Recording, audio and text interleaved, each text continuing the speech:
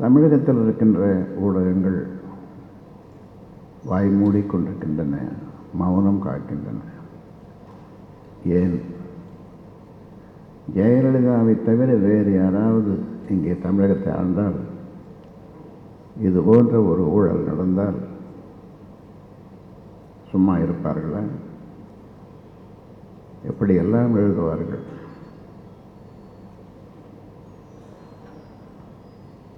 ஐந்தாண்டு காலத்தில் முதல் 91, 96 அவர் செய்த ஊழலுக்கு இப்பொழுது 4 ஆண்டு சிறை தண்டனை. இதே சிறை தண்டனையை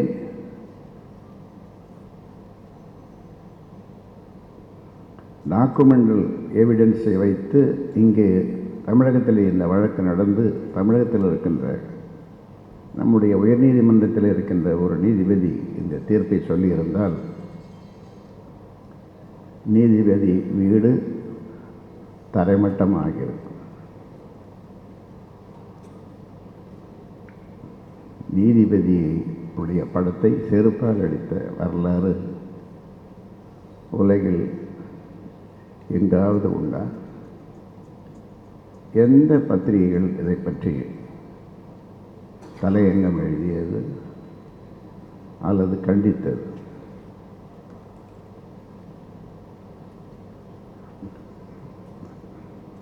அதன் பிறகு அடுத்து 2001, 2006 ஜெயலலிதா ஆட்சிக்கு வந்தபோது ஜெயலலிதாவும்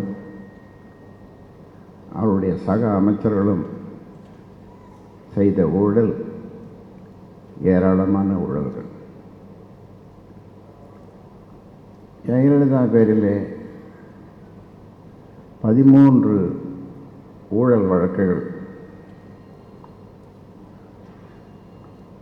சொத்து குவிப்பு வழக்கு 4 ஆண்டு சிறை, 100 கோடி அபராதம். 2 நிலக்கரி இறக்குமதி ஊழல் வழக்கு, ஆதாரங்கள் இல்லாததால் விடுதலை. 3 ஃபேன்சி வழக்கு, 1 to 3 ஆண்டுகள் சிறை, மேல்முறையீட்டில் விடுதலை. மேல்முறையீட்டில் விடுதலை.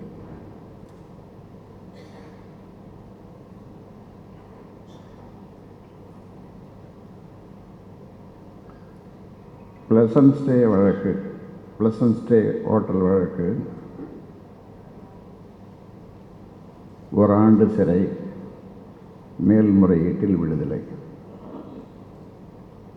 கிரானைட் குவாரி வழக்கு விசாரணையின் போதே கைவிடப்பட்டது.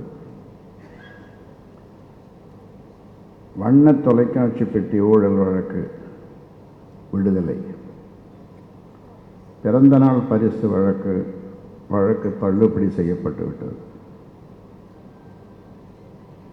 வருமான வரி கணக்கு தாக்கல் செய்யாத வழக்கு 18 ஆண்டு காலமாக நடைபெற்று வருகிறது.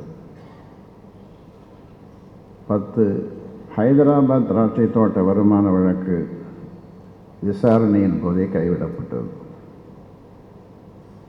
11 தெற்காசிய விளையாட்டுப் போட்டி விளம்பர வழக்கு விசாரணையின் போதே கைவிடப்பட்டது. 12 ஸ்பீக் பங்கு வழக்கு விசாரணையின் போதே கைவிடப்பட்டது. இந்த விசாரணையின் போதே கைவிடப்பட்டது அது ஏன்னு உங்களுக்கு தெரியுமா? 13 வெளிநாட்டிலிருந்து பணம் பெற்ற வழக்கு, அது கிடப்பில் போடப்பட்டிருக்கிறது. இப்படி இத்தனை ஊழல்கள் ஜெயலலிதா பேரில். மீண்டும் முதலமைச்சராக வரும்பொழுது கிடப்பில் போடப்பட்டது அல்லது கைவிடப்பட்டது அல்லது விடுதலை.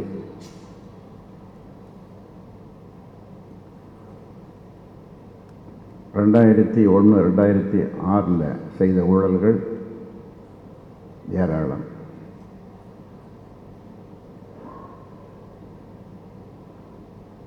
தனியாருக்கு ஒப்பந்தங்களை வழங்கியதில் ஊழல்கள்,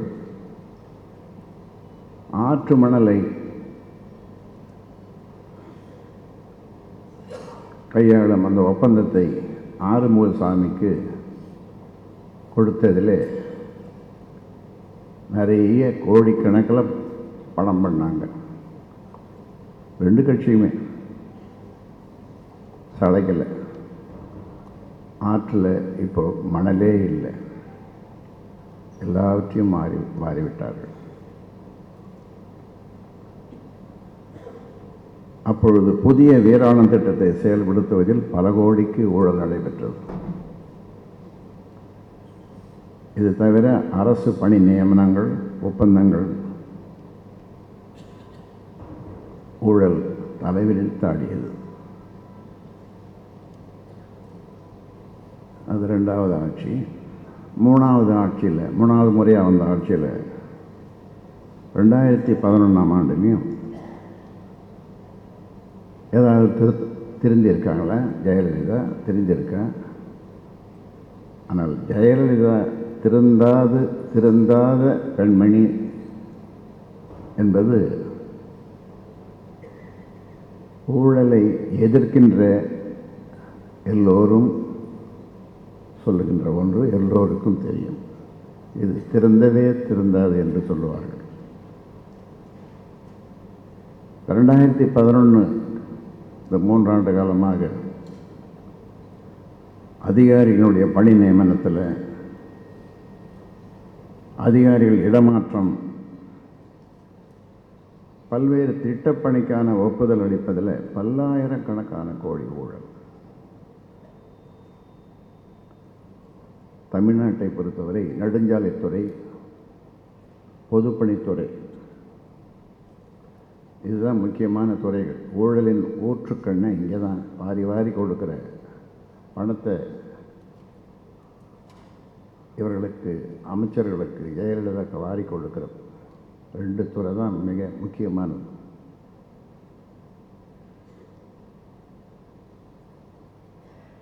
சென்னையை பொறுத்தவரை எந்த பகுதியில் நிலம் வாங்கினாலும் புதிய கட்டிடங்களை கட்டுவதற்காக சென்னை பெருநகர வளர்ச்சி குழுமத்திடம் ஒரு சதுரடிக்கு 50 ரூபாயிலிருந்து 70 ரூபாய் கொடுக்கணும். இது எல்லாமே அங்கே போய் சேர வேண்டிய இடத்துக்கு சேர்ந்தது.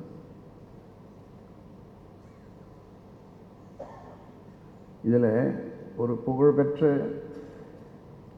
கண் மருத்துவமனை வட இந்தியாவிலிருந்தெல்லாம் இங்கே வந்து தலைவர்கள், மக்கள் வைத்தியம் செய்கிறார்கள் இந்த கண் மருத்துவமனைக்கு. அவர்கள் ஒரு புதிய கட்டடம் கட்டுவதற்காக அனுமதி கேட்டார்கள். ஒரு சதுரடிக்கு 70 ரூபாய் கேட்டார்கள். அந்த நிர்வாகம் கட்டடமே வேண்டாம், புதிய கட்டடமே வேண்டாம், இப்படி லஞ்சம் கொடுத்து அந்த கட்டடம் கட்ட வேண்டாம் என்று கைவிட்டார். அதே போன்று ஒரு புகழ்பெற்ற நூற்றாண்டு காலமாக இருக்கின்ற ஒரு சொசைட்டி அடையாறில் அவர்கள் ஒரு பள்ளி, ஆங்கில பள்ளி தொடக்க வேண்டும் என்று அனுமதி கேட்ட பொழுது அதற்கு 40 லட்சமோ 50 லட்சமோ கேட்டார்கள். அது எல்லாம் முக்கியமான ஒரு நண்பர் சொன்ன செய்தி எனக்கு. இது தவறான தகவல் அல்ல. இப்படி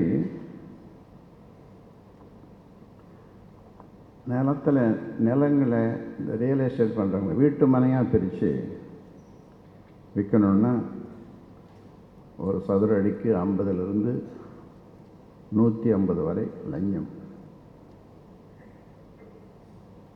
நெடுஞ்சாலை மற்றும் பொது கட்டிடங்களை கட்டுவதற்கான ஒப்பந்தம் பெற வேண்டுமானால் திட்ட மதிப்பில் 15லிருந்து 20 விழுக்காடு தொகையை அமைச்சர்கள் முதல் அதிகாரி வரை பெற வேண்டும், கொடுக்க வேண்டும் அவர்கள். இப்படி அதே போன்று சென்னை மாநகராட்சி ஊழல், அதில் நிறைய இருக்கு. ஒவ்வொரு மண்டலத்திலும் உள்ள தலா 150 பணியாளர்கள் வீதம் 15 மண்டலத்திலும் 2250 தற்காலிக பணியாளர்கள் நியமிக்கப்பட்டுள்ளனர். அவர்களுக்கு சம்பளம் 12,000, ஆனால் அவர்களுக்கு கொடுப்பதோ 9,000. மீதி எல்லாம் மாதம் 67 லட்சம், 67.5 லட்சம் போக வேண்டிய இடத்துக்கு போகிறது. இந்த உயர்கல்வித்துறைன்னு ஒன்று இருக்குது, ஹையர் எஜுகேஷன். அங்கே தான் அதிகமான ஊழல். திறந்த நிலை பல்கலைக்கழகத்தில் இணை பேராசிரியர், உதவி பேராசிரியர், அவங்களுக்கெல்லாம் அந்த பதவிக்கு 30 லட்சம், 20 லட்சம். பல்கலைக்கழக துணைவேந்தர் 5 கோடி, 10 கோடி, 20 கோடி வரைக்கும் போயிருக்கு. Vice chancellor. சாதாரண சத்துணவு அமைப்பாளர்களுக்கு 2.5 லட்சம் கையூட்டு கொடுத்தாதான் கிடைக்கும். ஆசிரியர்கள் இடமாற்றம் 1.5 லட்சம். தனியார் பள்ளிகளுக்கான அங்கீகாரத்தை புதுப்பிக்க 75,000. தனியார் பள்ளிகளுக்கு புதிதாக அங்கீகாரம் வழங்க 7.5 லட்சம். செவிலியர்கள் டிரான்ஸ்ஃபர் பண்ணுறது, நர்ஸை 1 லட்சம். இப்போ ஓட்டுநர் நடத்துனர் வேலைக்கு 7,500 பணியாளர்கள், அதில் 3 லட்சம் கேட்குறாங்க ஒவ்வொருத்தர். இப்படி தமிழகத்தினுடைய பட்ஜெட் 1,20,000 கோடி. இதில் ஆண்டுக்கு ஊழல் மட்டும் 8,000 கோடி ஊழல். அந்த பணத்தில் அது இல்லாமல் ஆற்று மணல், தாது மணல், கிரானைட் உள்ளிட்ட இயற்கை வளங்களெல்லாம் கொள்ளையடிச்சது இந்த 10 ஆண்டு காலத்தில்னு பார்க்கும்பொழுது 5 லட்சம் கோடி. 5 லட்சம் கோடி. அந்த 5 லட்சம் கோடின்னு சொன்னால் அதை வச்சு தமிழகத்தில் ஒரு ஒளிமயமான எதிர்காலத்தை நம்ம செய்திருக்க முடியும், வளமான எதிர்காலத்தை செய்திருக்க முடியும், ஒரு முன்னேற்ற பாதைக்கு கொண்டு சென்றிருக்க முடியும். இப்படி எல்லாத்துலேயும் ஊழல். பாலில் ஊழல், அதில் விட்டாங்கள, பாலில் தொடங்கி பாலம் கட்டுற வரைக்கும் ஊழல். அதனால தான் இவர்களுக்கு உயிர் எதுன்னா ஊழல் தான். ஊழலே இவர்களுக்கு உயிர். இவர்களுக்கு மூச்சு எதுன்னா முறைகேடு தான். இவர்களுடைய லட்சியம் லஞ்சம். அதனால் இந்த கட்சி அதிமுகவை என்ன சொல்லி அழைக்கலாம்னா, ஊதிமுக, ஊதிமுக, ஊழல் திமுக.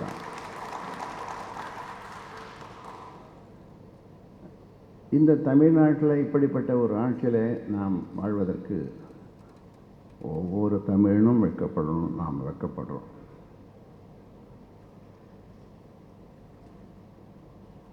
ஆனால் ஊடகங்கள் நான் சொன்ன மாதிரி வாய் மூடிக்கொண்டிருக்கின்ற, மௌனம் காட்டுறது, என்னன்னு தெரியல. அவதூறு வழக்கு, இதெல்லாம் நிரூபிக்க முடியுமா? நாம் சொன்னதெல்லாம் நிரூபிக்க முடியுமா? தினம் கொண்டு போய் கப்பம் கட்டுறாங்க, கொண்டு போய் அங்கே கொடுத்துடணும், மேல் இடத்துக்கு கொடுத்துடணும். கொடுத்துட்டு கை கட்டி நிற்பாங்க, ரொம்ப குனிஞ்சு நிற்பாங்க, ரொம்ப வளைஞ்சு நிற்பாங்க. அதில் 2% 5% கொடுப்பாங்க. வாங்கிட்டு அப்படி பின்னாலே வந்துடுவாங்க. இது இல்லைன்னு யாராவது சொல்ல முடியுமா? இதை எப்படி நிரூபிக்க முடியும்? என்னால் நிரூபிக்க முடியாது. ஆனால் உண்மை. என் மேலே அவதூறு வழக்கு போட்டால் சந்திக்க வேண்டியதுதான். இந்த பத்திரிகைகள் அவதூறு வழக்கு போடுவாங்கன்றதுக்காகவே இதை எழுதலையா, அல்லது வேறு ஏதாவது காரணங்கள் இருக்கா? எனக்கு என்னமோ வேறு காரணங்கள் இருப்பதாகத்தான் தெரிகிறது. ஆக இப்படி இன்னொரு கட்சியை பற்றியது நாம் சொல்ல தேவையில்லை. ஏன்னா ஒரு விசாரணை கமிஷனே அமைக்கப்பட்ட இந்தியாவிலேயே ஒரு விசாரணை கமிஷன் ஊழலை பற்றி விசாரிப்பதற்காக அமைக்கப்பட்ட ஒரு கட்சி, அது இன்னொரு கட்சி திமுக. நாம் இதை பற்றி சொல்கிறதுனால, அதை பற்றி சொல்லாததுனால என்ன சொல்லுவாங்க, திமுகவோட கூட்டணி. இப்படி கல்யாணத்துக்கு வந்து அதை பற்றி ஒரு பேச்சு. எப்படி திரும்ப திரும்ப சொன்னாலும் சில பேர் வேணும்னே கடைசியில் நம்ம ஆளே சில பேர் நமக்கு தெரியாத சில பையனுங்க கடைசி நேரத்தில் ஐயா மாறிடுவாரா, திமுகவோட கூட்டணி வைப்பாரா, இப்படியெல்லாம் கூட சிலருடைய எண்ணம். இன்றைக்கு பேசிய நீங்கள் எல்லோரும் சொன்னீங்க, இந்த இரண்டு கட்சிகளையும் அப்புறப்படுத்துகின்ற வேலை காலதேவன் நமக்கு இட்டிருக்கிறான்னு சொல்லி நான் தொடர்ந்து சொல்லிட்டு வந்துடுறேன். நீங்கள் எல்லாரும் பேசிய ஒவ்வொருவருடைய வார்த்தையிலும் இதுதான் வந்தது. நீங்கள் உதிர்த்த ஒவ்வொரு வார்த்தைகளும் பொருள் பொதிந்த வார்த்தைகள்.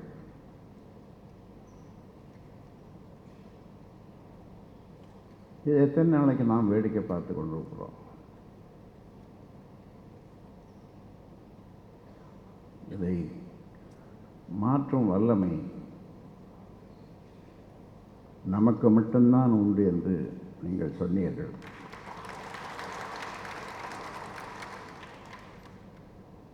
வேறு யாராவது எங்களுக்கும் உண்டு, எங்களுக்கும் அது மாற்றும் வல்லமை உண்டு என்று யாராவது திமுக, அண்ணா திமுகவை தவிர்த்து யாராவது சொல்லட்டும்.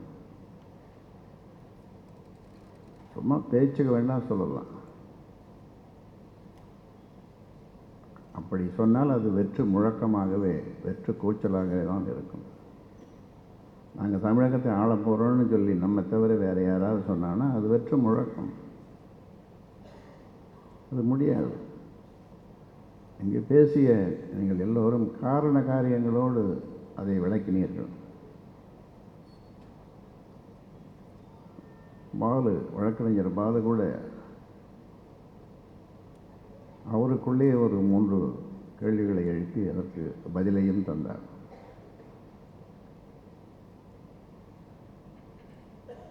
ஆக இந்த 2 கட்சிகளையும் அப்புறப்படுத்துகின்ற நேரம் வந்துவிட்டது.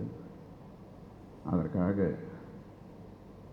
நீங்கள் அனைவரும் கடுமையாக உழைக்க வேண்டும் என்று உங்களை கேட்டுக்கொள்கின்றேன். ஏனென்றால் 35 ஆண்டு காலமாக என்னை நம்பி என் பின்னாலே வந்து நான் எதை சொல்லுகிறேனோ அதை கண்ணை மூடிக்கொண்டு நீங்கள் கேட்டு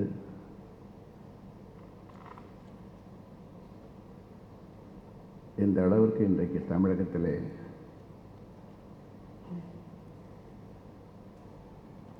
ஒரு பிரதான எதிர்க்கட்சியாக விளங்குகிறது என்று சொன்னால் நீங்கள் சிந்திய வியர்வையும் உழைப்பும், அயராத உழைப்பும், அந்த தளராத நம்பிக்கையும் தன்னம்பிக்கையும் உங்கள் அனைவருக்கும் இருந்ததனாலே தான் லட்சத்திலே 1-2 பேர் தடம் மாறி போயிருக்கலாம். லட்சத்திலே 1-2 நான் சொல்லுவது.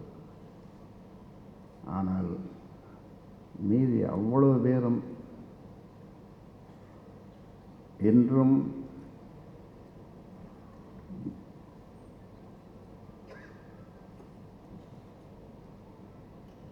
என் பேச்சை